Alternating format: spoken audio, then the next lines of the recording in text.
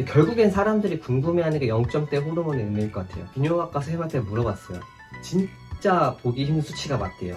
0점대 호르몬이 일단 연구상에서는 가능하다고 나와 있어서 크레아티닌 수치가 이제 1.5인가 나왔었어요. 간 수치가 높으신 분들도 많죠. 안녕하세요. 알약빌더입니다. 이번 영상에서는 재활의학과 전문의 선생님을 모시고 피검사 결과에서 나타나는 호르몬들에 대한 의학적 해석에 대해 알아보겠습니다. 누군가를 옹호하려는 의도 없고요. 100% 의학적인 팩트만 전달하도록 노력하겠습니다. 네, 선생님 안녕하세요. 안녕하십니까. 네, 첫 번째인데요. 네. 제 피검사를 하면 확인되는 성호르몬에 대해서 간단하게 알려주시겠어요? 남성 호르몬이 테스토스테론을 검사를 하고요. LH, 황체 형성 호르몬, 그 다음에 FSH, 난포 자극 호르몬, 황체 형성 호르몬, 즉 LH 같은 경우는 남성하고 여성에서 둘 다 분비되는 거거든요. 근데 여성에서는 난자를 자극시켜서 에스트라디올과 같은 여성 호르몬 생성을 분비하게 해요. 남성의 경우에서는 고안에 있는 라이디 세포를 자극해서 테스토스테론의 생성을 촉진시킵니다. 반면에 난포 자극 호르몬인 FSH 같은 경우는 남자의 경우에는 테스토스테론보다는 고안에 있는 정자 생성을 자극을 합니다. 고안의 기능이 떨어져 있으면은 남성 호르몬 분비가 안 되니까 우리 몸에 그 호르몬이 떨어져 있네, 더 분비시켜야지 해서 오히려 LH, FSH가 둘 다 증가하게 되는 패턴이 나타나게 되는 거죠. 근데 영상에서도 나왔듯이 프롤락틴 추가로 해야 된다라는 그 내용이 나오는데, 프롤락틴으로 인해서 남성 호르몬이 떨어질 수가 있습니다. 남성 호르몬 저하와 관계가 있냐면은 성호르몬을 분비하게 만드는 시상하부, 뇌하수체, 이 세 개의 그 호르몬과 관련된 축이 있어요. HBG, X6라고 해서 성호르몬의 조절을 하게 되는데요. LH와 FSH도 나오는데 프롤락틴도 나옵니다. 그래서 프롤락틴 농도가 높아지게 되면은 원래 LH와 FSH도 그냥 나오는 게 아니라 분비를 자극하는 고나도트로핀이라고 하는 GnRH 호르몬이 있어요. 피튜이터리를 자극을 하는 건데, 프롤락틴이 높아지면은 이 GnRH를 억제합니다. 그러니까 LH랑 FSH가 떨어져서 성호르몬 분비를 떨어뜨리는 거죠. 의외로 이 고프롤락틴 혈증 때문에 성호르몬 장애가 생기는 경우가 굉장히 많기 때문에 프롤락틴 검사를 추가를 하게 됩니다. 프롤락틴 수치가 네. 높으면 어떤 의미인가요? 뭐 대상포진이나 뭐 급성 질환이랑 연관이 있다고 하던데. 절대적 숫자가 매우 중요합니다. 100 나노그램 per 밀리리터가 넘으면 그거는 어떠한 뭐 스트레스나 급성 질환이나 약물 때문에 올라가는 게 아닙니다. 무조건 몸 어딘가에서 프롤락틴을 분비하는 종양이 있는 거예요. 대부분 뇌하수체 종양이거든요. 근데 이제 50에서 100 사이 정도예요. 그게 이제 다양한 원인이 있는데 가장 우선적으로 확인해야 되는 게 약물입니다. 도파민 억제 약물이 그래요. 도파민이 프롤락틴 분비를 억제하거든요. 도파민이 프롤락틴 분비를 억제하니까 도파민을 억제하는 약물을 먹으면 프롤락틴이 높아지는 거죠. 그 외에도 스트레스랑 급성 질환 시 염증 반응 자체가 프롤락틴 분비를 촉진하기도 하고요. 스트레스랑 우울감이 엄청 심하면 체내 도파민 분비가 줄어들어요. 프롤락틴이 오르기도 하는 거죠. 그리고 저는 스테로이드라고 하면 저도 코르티코스테로이드, 네, 의학적으로 많이 쓰이는 그것부터 생각이 나는데, 스테로이드라고 하면은 특히 이제 운동을 좋아하시는 분은 약물과 관련된 스테로이드를 생각하게 될 거예요. 근데 스테로이드는 6개 탄소 원자로 이루어진 고리들로 이루어진 그 구조들을 통틀어서 스테로이드라고 하는 것이 뿐이지 거기 안에는 다양한 게 속하거든요. 가장 우리 몸에서 중요한 게 콜티졸이라고 하는 코르티코스테로이드입니다. 부신에서 분비되는 스테로이드 호르몬인데 스트레스 호르몬이라고 많이 불러요. 왜냐하면 스트레스에 반응해서 우리 몸의 여러 생리적 기능을 조절하는 역할을 하거든요. 스테로이드가 들어있다라고 하는 것들은 거의 다 콜티졸이라고 알고 계시면 돼요. 중요한 치료 목적의 기능이 첫 번째는 강력한 항염증 기능이고요. 두 번째는 면역 억제제예요. 그럼 결국에 궁금한 게, 그럼 그 콜티졸도 스테로이드니까 이거 먹으면 뭐 근육이 커지는 거 아니냐. 근데 결론은 말하면 오히려 정말 안 좋습니다. 왜냐하면 첫 번째는 근비대 같은 경우는 근력 운동 후에 손상된 근소표 일종의 염증 반응으로 이루어지는 거거든요. 콜티졸 같은 경우는 강력한 항염증이라 했잖아요. 그러니까 이 염증 반응을 방해하는 거죠. 그리고 두 번째는 콜티졸 자체가 카타볼릭해요. 아나볼릭이 아니라. 그러니까 단백질을 분해해서 에너지를 내는 거거든요. 그러면 사실 남성에서 뭐 성기능 저하나 뭐 그런 부분에서는 검사할 필요가 없는 수치긴 하네요. 스트레스를 많이 받았으니까 그것 때문에 낮게 나왔을 수도 있다. 이렇게 설명이 가능한 거지. 콜티졸 때문에 남성 호르몬이 적게 나왔다라고까지 설명하기 생리학적으로 강한 연관관계가 있지는 않다고 봐요. 코티솔이랑 DHEA 그 얘기가 나왔었는데 DHEAS랑 코티졸에 대해서 설명을 하세요. 근데 저 같은 경우는 사실 그 설명에서 동의는 안 했던 편이거든요. 왜냐하면 DHEA가 남성 호르몬의 전구체인 건 맞아요. 근데 그게 이제 부신에서 분비되는 거거든요. 그게 남성 호르몬으로 전환이 돼서 테스토스테론으로 바뀌는 건데, 그럼 결국엔 바뀐 테스토스테론은 어차피 피검사 결과에서 나오는 거고, 그게 높게 나오든 낮게 나오든 전체 남성 호르몬 영향에 크게 영향을 주는 건 아닙니다. 그리고 부신에서 분비되는 거기 때문에 고안의 기능에 문제가 있다고 해서 DHEA가 큰 영향을 받지가 않아요. 그래서 그 수치만 가지고 성기능 저하가 있다던가 아니면 고안에 문제가 있다던가 아니면은 외부의 남성 호르몬을 사용해서 저하가 됐다는 걸 제가 정확하게 설명하기 어렵거든요. 말씀드렸던 LH나 FSH나 테스토스테론 검사를 나가지 DHEA는 나가지 않아요. 그래서 거기 영상에 나온 선생님이 코르티졸과 DHEA가 정상이기 때문에 스테로이드를 사용하지 않았을 것 같다라고 말씀을 하세요. 근데 그게 그 스테로이드가 코티졸이라고 하면 맞는 말씀일 수 있어요. 왜냐하면 의사들이 스테로이드를 코티졸로 알고 있는 경우가 정말 많습니다. 아마 조주님께서 스테로이드라고 설명을 했겠지, 뭐 정확히 뭐 어떤 스테로이드인지 설명 안 하셨을 거예요. 그러면 당연히 코티졸이라고 생각했겠죠. 검사지를 자세히 보면은 ACTH라는 게 또 나와요. ACTH는 또 부신을 자극하는 호르몬이거든요. 아마 그런 수치를 봐서 스테로이드를 사용하지 않았을 것 같다라고 말씀하셨을 것 같아요. 제 추측으로는. 그거의 정상이라고 해서 외부에서 아나볼릭 스테로이드를 안 썼다는 증거는 전혀 안 되는 거죠? 네, DHEA라 코티졸로는 알 수가 없는 거죠. 이것도 정말 이번에도 나왔고 크레아티닌 수치가 이제 1.5인가 나왔었어요. 생각보다 많은 이제 헬창들이나 보디빌더들이 크레아티닌 수치가 높은 경우가 많거든요. 크레아틴 수치가 요새는 높은 사람들이 많나 봐요. 복용하는 사람도 많고, 그래서 실제로 신장내과에서 근무하는 친구들도 그런 얘기 많이 하거든요. 크레아틴 자체가 근육에서 가지고 있는 겁니다. 그래서 골격근 양이 많은 사람, 젊은 사람들이 노인의 여성보다 크레아틴 수치가 높습니다. 그리고 크레아틴 실제로 복용하니까 높을 수가 있어요. 그래서 크레아틴 자체가 근육에 있는 물질인데 이게 왜 그러면 신기능과 관련이 있냐? 오직 신장으로만 배출되거든요. 근육량이 급격히 바뀌진 않잖아요. 그래서 비교적 일정하게 유지가 되고 오직 신장을 통해서만 배출을 되기 때문에 신기능 이상이 있게 되면은 배출을 못하게 되니까 크레아틴 수치가 오르게 됩니다. 신장이 손상이 되니까 이 신장에 있는 어떤 물질인 크레아틴이 나오는 게 아니라 신장의 기능이 떨어지면은 일종의 마커로 수치가 뜰 뿐입니다. 그래서 크레아틴을 뭐 복용한다고 해서 신장 기능이 뭐 나쁜 것도 아닌 거죠. 근데 그래도 그 레벨이 보통 1.1에서 1.3 정도긴 하거든요. 이거에 관련해서 신장내과 전문의 선생님한테 물어봤었어요.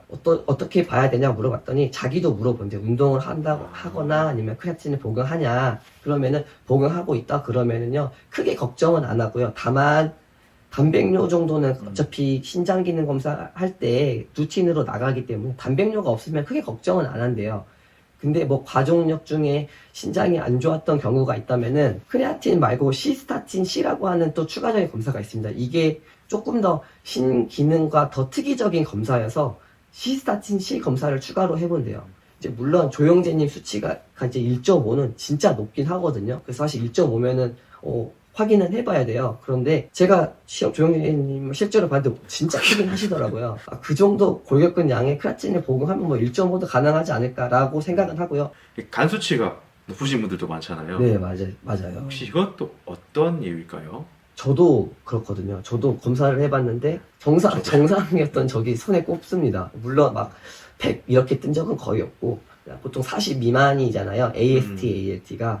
뭐 40 좀 넘고 50 정도 가는 경우는 꽤 많았어요. 근데 이거는 사실 그 정도 높은 거는 의사들이 봤을 때는 임상적으로 큰 의미가 없어서 신경을 별로 안 쓰거든요. 감기만 걸려도 올라올 수가 있고 뭐 전날 잠을 못 자도 오를 수가 있어서 이제 검사지를 받아듣는 환자 입장에서는 또 다를 수 있겠더라고요. 그래서 저는 결론부터 말씀드리면은 간 수치에서 말하는 이제 AST, ALT 같은 경우는 간 세포에도 있지만 근육에도 있는 겁니다. 그래서 근력 운동으로 근육이 파괴되면 상승할 수 있어요. 간 기능이 멀쩡해도. 그리고 심지어 요새 좀 나오거든요, 논문들이. 간 기능 검사 이상으로 나온 흔한 원인 중 하나래요, 운동이. 꼭 환자가 최근에 무리한 운동을 했는지 한번 물어보라고 이거를 좀 권고하고 있습니다. 심지어 이 ALT, AST는 총량 자체는 근육이 더 많아요, 간보다. CPK도 마찬가지죠. 네, CPK는 크레아틴 카이네이즈인데 앞에서 말씀드렸던 크레아틴이랑은 조금 다른 거긴 해요. 크레아틴 카이네이즈도 근육 안에 있는 거고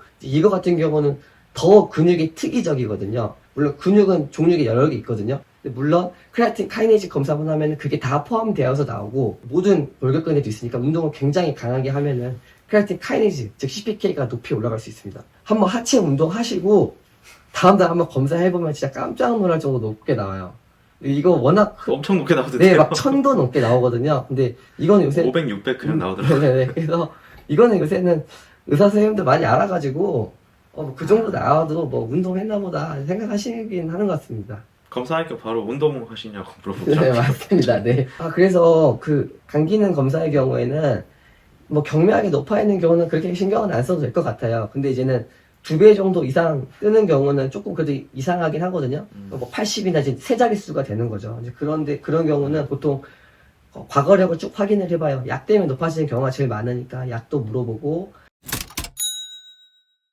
다음 주제인데요. 요즘 정말 뜨거운 감자입니다. 사실 말씀드리기도 좀 조심스러운 면이 있어요. 또 왜곡하실까봐 다시 한번 말씀드리지만 저희는 누군가를 옹호할 생각 없고요.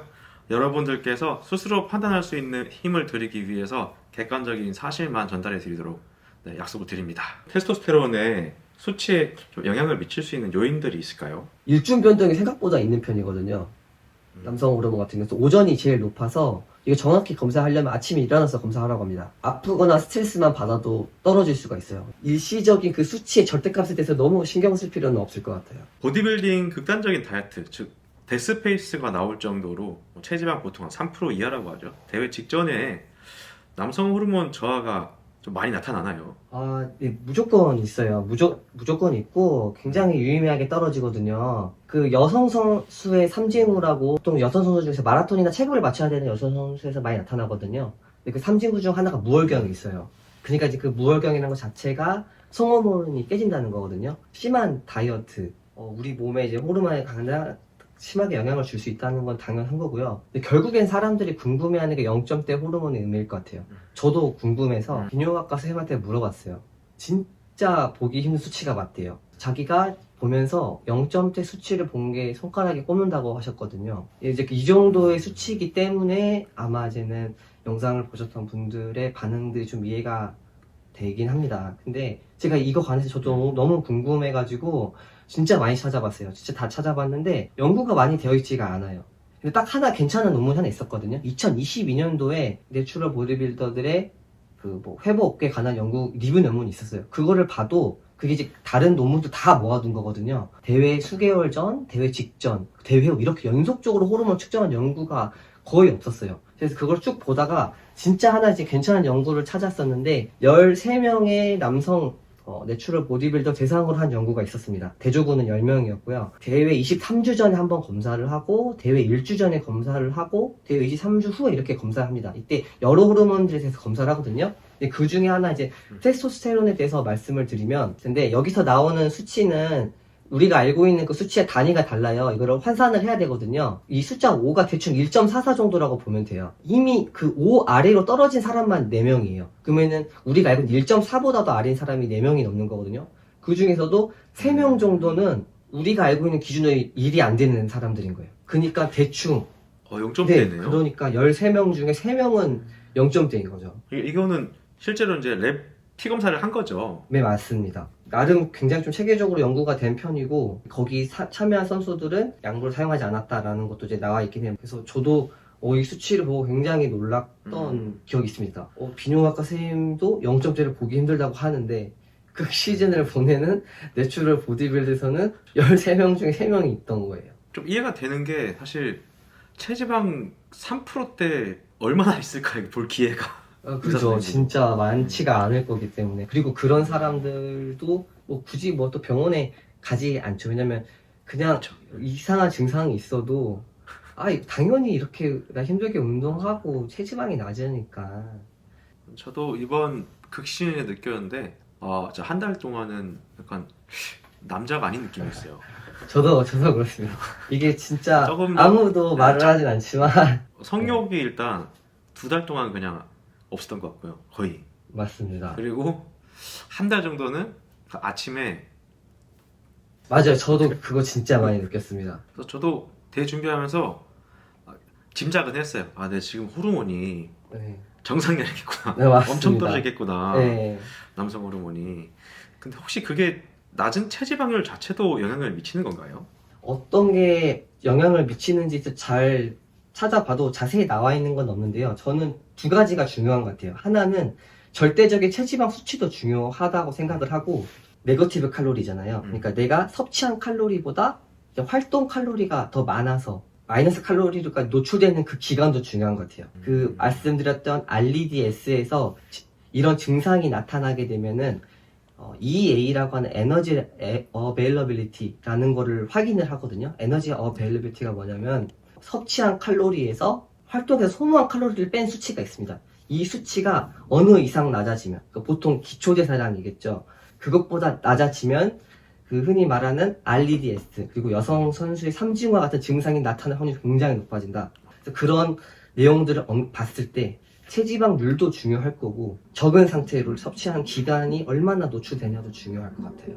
이 연구 자체가 뭐 100% 신뢰할 수 있는 건 아니지만 파일럿 스터디 같은 느낌이네요. 이제 어떻게 네, 해야 숫자가 될지. 좀 너무 적긴 해가지고 이게 뭐 무조건 그렇다라고 말씀드리기가 어렵긴 하거든요. 그리고 그래서 한 번은 진짜 제대로 추적하는 검사를 해봤으면 좋겠어요. 이거를 실제로 그 증상과 호르몬 수치랑 이제 비교를 해보면 정말 좋을 것 같고, 결국에는 내인성 호르몬들을 검사를 해서 약물을 사용한 사람과 진짜 내추럴 뷰티 빌더를 이제 구분을 할 수 있느냐, 이제 이게 제일 궁금할 것 같아요. 왜냐면 0점대 호르몬이 일단 연구상에서는 가능하다고 나와 있어서, 문제가 외인성 호르몬을 사용해가지고 이런 내 호르몬 체계가 망가진 상태랑 극시즌의 내추럴 보디빌더에서 나타나는 호르몬 패턴이요, 구분할 수가 없어요.